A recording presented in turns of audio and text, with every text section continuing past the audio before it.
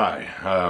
I've been getting a lot of questions about guns, especially from people that have never owned or probably never even fired a firearm. So I want to make a quick little video here. So guns are just a tool, they're used to protect ourselves, protect our family, and protect what we have. You know, one good thing about firearms and ammo is there's always going to be a want and a need for them. You can see that right now. Go to a store and you cannot find anything. Gun stores are sold out. So, this kind of proves it's not this bad, but, if it gets bad enough and our currency goes worthless, firearms and ammo will have value to them. And you can use that to barter for food, land, whatever type of goods you need. You can always use that. Some people mass pile ammo, that's right now a pretty good idea. So I'm going to go over kind of the three basic firearms here, and the assumption that you're buying a good, reliable firearm will be number one. But let's start with pistols. I'd say I'd recommend like a 9mm. The pros are the price on ammo and the firearm. You can get a good firearm and the ammo cheap. Ammo, it's easy to come by. There's very little recoil. Kids can shoot a 9mm no problem. Your round capacity, it's pretty good. They got compacts now that can hold 12, 17 rounds. Not a huge gun, still concealable. Kind of the cons would be on like a 9mm. Not a ton of knockdown power. A good shot will do what it needs to do, and then also your range is limited. With a pistol, you're not shouldering it, so you don't have the stability of a rifle. But those are the pros and cons. Then to a shotgun, ease of use on a shotgun. I feel like most people have probably shot a shotgun or seen a shotgun in use. Ammo, easy to come by. Just the power behind them. If you're using a buckshot or a slug and you hit someone with that, especially within the distance of a home, it is going to do a lot of damage.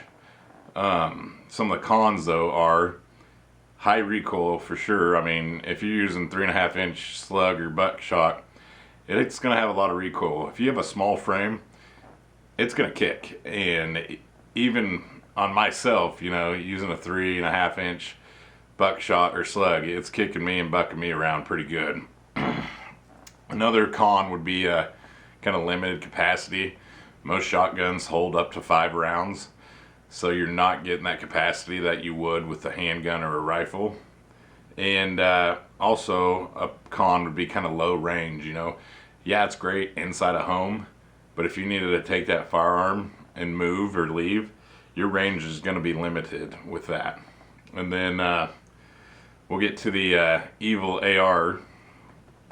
The pros are you got a high magazine capacity, ease of use. It's relatively easy to go out and shoot and learn to shoot one of these.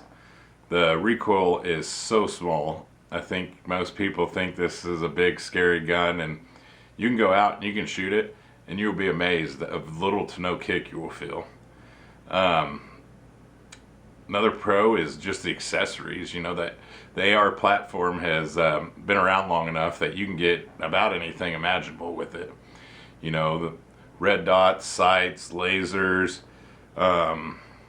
grips, about everything, bipods, and so that's nice. Another pro is just how lightweight it is. It's a light rifle, and it can be light because it doesn't have a lot of that recoil. You're also getting a pro, the range. If you have an AR, especially in a 16-inch barrel, you can reach out and shoot quite a bit of distance with it. It's not really made for real long shooting, but it can shoot up to 300-400 yards relatively easy. And I guess some of the cons that I would think of is, some of these firearms like the AR are not allowed in every state. I know California, for example, it has a list of guns you can have, and everything else you can't have. Makes no sense, but that's the way it is. Also, the public persona of the AR, you own an AR, you know, bad people have that gun. No, that's not true. I mean, like I said, it's just a tool, and just because you have an AR doesn't mean you're good or bad. It just means you have an AR.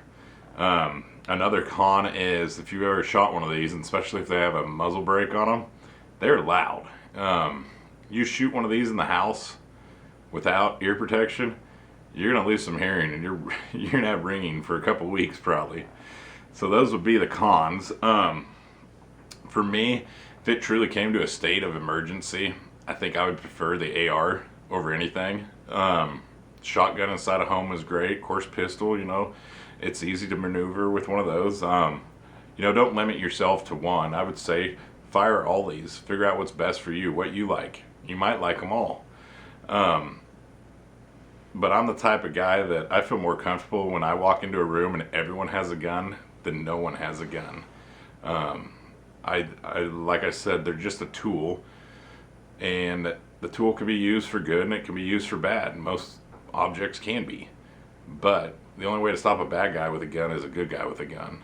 So I think that's why it's so important that you get a firearm and you learn to use it. We're kind of living in a crazy time right now with all these panic buys and this and that, and you know, I hope it doesn't come to that point, but what would happen if the food does come scarce or water does? I mean, I want a firearm to protect me and my family, and I think you should too. But this is just kind of a quick video giving the rundown of different types of firearms, pros, cons. Feel free to comment, argue, tell me what you like. What's your preferred firearm?